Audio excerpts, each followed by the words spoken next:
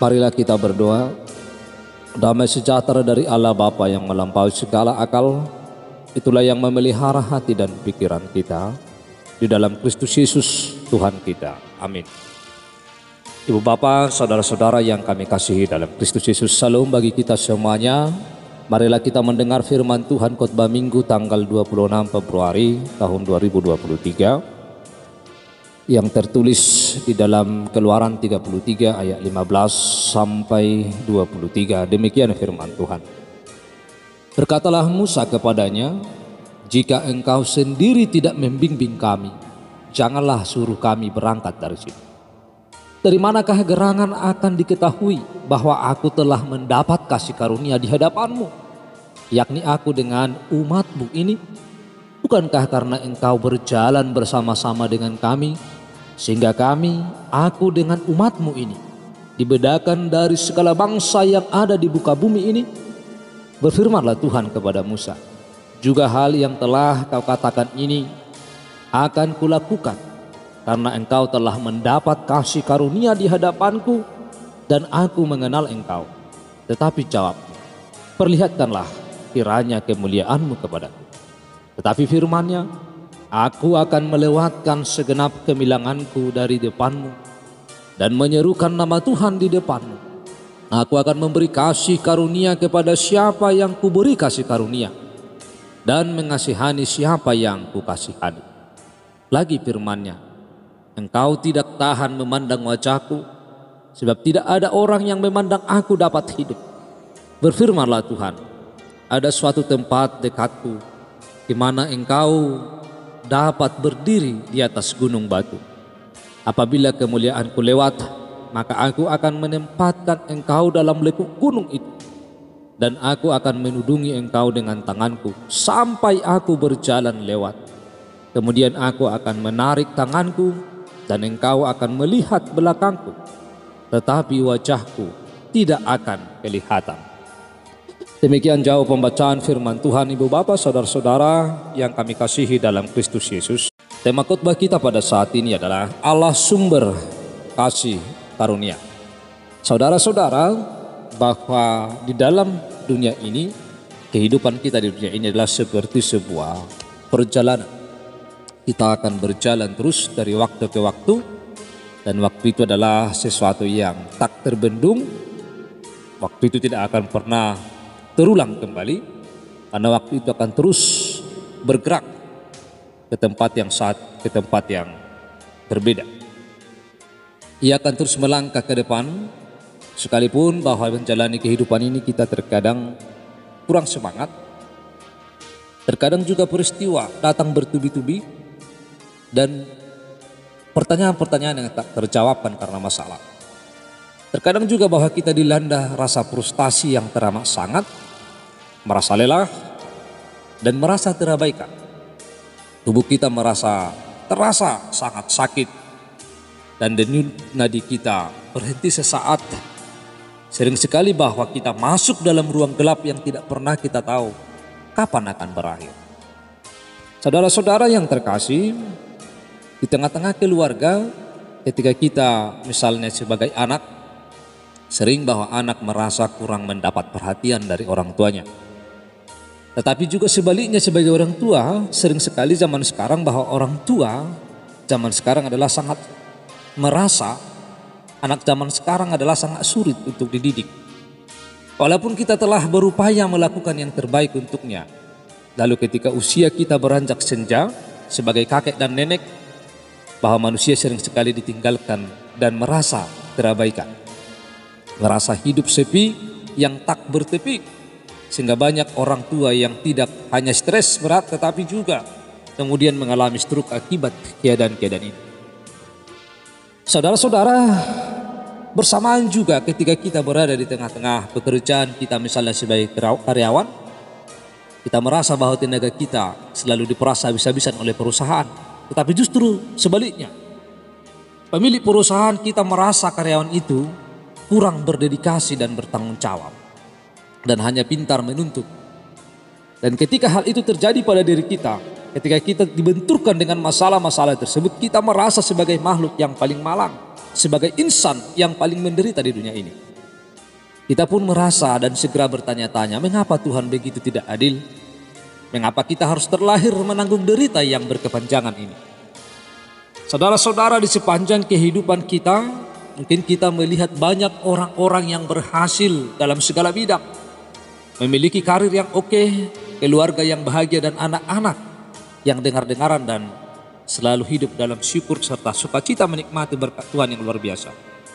Dalam kenyataannya kita tak bisa mengubah semua yang telah terjadi. Suka duka, pahit, manis, jatuh bangun sepanjang kehidupan kita. Kita tidak bisa mengubah fakta. Tetapi kita bisa melihat dengan perspektif yang lain, cara pandang seorang yang beriman kepada Tuhan Yesus, penyelamat kita. Maka kita akan mempunyai sebuah arti yang berbeda dalam melihat kehadiran dan penyertaan Allah.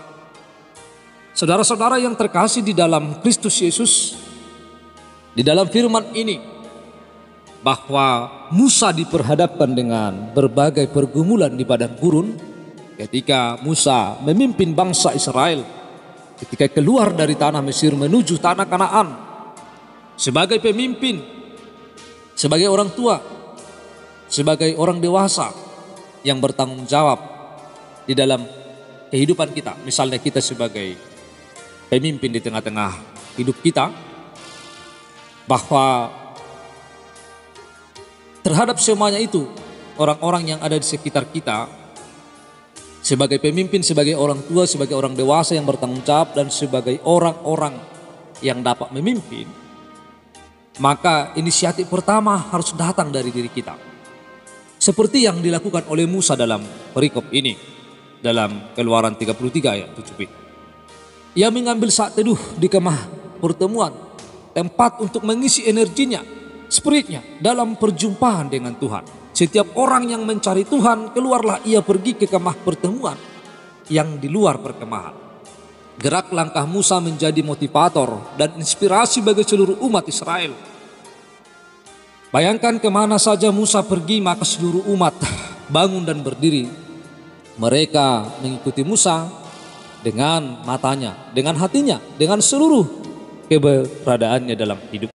Mereka menaruh harapan yang begitu besar pada figur Musa untuk memberikan pencerahan, mempersiapkan diri memasuki tanah perjanjian. Saudara-saudara, di lain sisi bahwa Musa adalah sang abdi Allah. Ia sendiri sebenarnya memiliki keraguan dan tidak sanggup memimpin bangsa Israel seorang diri. Ia sering mengeluh kepada Allah tentang bangsa yang keras kepala, karena bangsa Israel adalah orang yang keras kepala. Musa kehilangan keberanian menuntun bangsa Israel menuju masa depan yang dijanjikan Allah dengan mengatakan di ayat 15 ini, jika engkau sendiri tidak membimbing kami, janganlah suruh kami berangkat dari sini. Dalam hal ini Musa yakin benar, jikalau Allah tidak menyertai dirinya dalam memimpin bangsa Israel yang tegar tengkuk dan keras kepala itu, maka seluruh perjalanannya akan berakhir dengan sia-sia. Musa pun tidak bisa merubah fakta bahwa ia sekarang berada dalam perjalanan antara Mesir dan tanah perjanjian. Ia pun sudah mendengar firman bahwa Allah sendiri yang akan memberi kasih karunia, membimbingnya dan menyertainya dalam perjalanan dan umat. Saudara-saudara yang terkasih dalam Kristus Yesus, walaupun bahwa dalam hidupnya Musa merasa butuh tanda nyata, itu yang disampaikannya kepada Allah. Ia mau melihat intisari sifat Allah dan mengenal Dia secara sempurna. Di dalam nats khotbah kita ini menunjuk kepada suatu keyakinan teologis yang asasi bahwa Tuhan tidak dapat dikenal manusia secara sempurna berdasarkan fakta di hidup ini. Karena jika manusia mengenalnya secara sempurna, maka Allah bukanlah Allah lagi. Kejatuhan manusia dalam dosa justru karena ingin mengenal Allah secara sempurna. Namun bagi setiap orang yang mau menerima kasih karunia-Nya dan percaya akan janji keselamatannya, Yesus berkata, berbahagialah orang yang tidak melihat namun percaya. Saudara-saudara yang terkasih dalam Kristus Yesus, Tuhan dalam nats ini memang tidak memenuhi seluruh permintaan daripada Musa, atau Allah tidak memenuhi secara total. Tetapi Musa mengalami penyataan khusus yang tidak diberikan kepada orang lain, karena Tuhan memutuskan secara bebas memberikan kasih karunia kepada Musa, tetapi ada batasannya. yang digambarkan dalam ayat 19 sampai ayat 23, Tuhan menempatkan Musa dalam lekuk gunung dan menudunginya dengan tangannya. Sampai kemuliaannya lewat, Musa tidak dapat melihat wajah Tuhan. Tetapi sesudah dia berjalan lewat, dia akan menarik tangannya dan Musa hanya bisa melihat ke belakangnya. Saudara-saudara, Musa tidak akan melihat kemuliaan Tuhan secara langsung dan sempurna.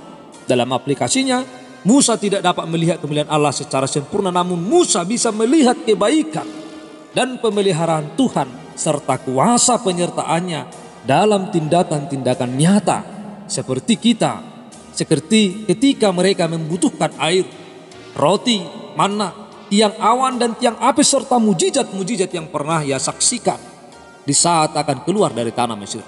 Terutama Musa bisa melihat dengan janji kasih karunia-Nya.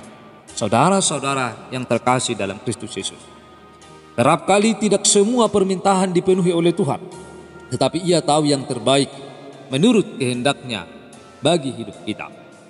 Saudara-saudara yang terkasih di dalam Kristus Yesus, mungkin banyak orang-orang di sekitar kita, apakah itu orang tua, anak-anak, suami istri, atau yang lain, menaruh harapan yang sama seperti dilakukan oleh umat Tuhan terhadap Musa. Mungkin kita juga seperti Musa seolah tidak percaya diri dan kita memerlukan bukti nyata dari Tuhan. Apakah Tuhan menyertai kita atau tidak? Terkadang pernyataan seperti itu perlu supaya kita tidak terlalu percaya diri, supaya kita menyadari bahwa kita perlu Tuhan untuk mendampingi hidup kita, memasuki dan menjalani kehidupan kita, supaya kita tahu bahwa tanpa kasih karunia Tuhan kita bukan siapa-siapa, supaya kita tidak mengandalkan kekuatan diri sendiri, supaya kita tidak bersandar pada harta kekayaan kita dan kemampuan diri kita. Jawaban Tuhan atas pertanyaan Musa cukup singkat dan jelas. Aku sendiri hendak membimbing engkau dan memberikan ketenteraman kepadamu. Dan aku akan memberi kasih karunia kepada siapa yang kuberi kasih karunia, dan mengasihani siapa yang kukasihani. Saudara-saudara, Tuhan memiliki otoritas penuh atas kasih karunia-Nya. Kepada siapa Ia akan memberi kasih karunia-Nya dan mengasihi kepada siapa yang dikasihinya. Manusia diberi kehendak bebas untuk merespon kasih karunia-Nya dengan menentukan pilihan yang tepat, dengan siapakah dan bersama siapakah ia akan melangkahkan kakinya, kehidupannya dalam perjalanan setiap hidupnya. Yang jelas, jika kita senantiasa memohon pimpinan dan penyertaan-Nya, maka kita akan melangkah dengan pasti untuk menjalani kehidupan ini. Biarlah kasih karunia Tuhan terus berada dalam setiap hidup kita. Amin, kita berdoa. Tuhan Allah Bapa kami yang di surga, kami telah mendengar firman-Mu. Biarlah kuasa Roh Kudus-Mu yang memenuhi kami dengan kasih karunia, sehingga firman-Mu dapat kami lakukan dalam hidup kami. Dalam Kristus Yesus kami telah berdoa. Amin.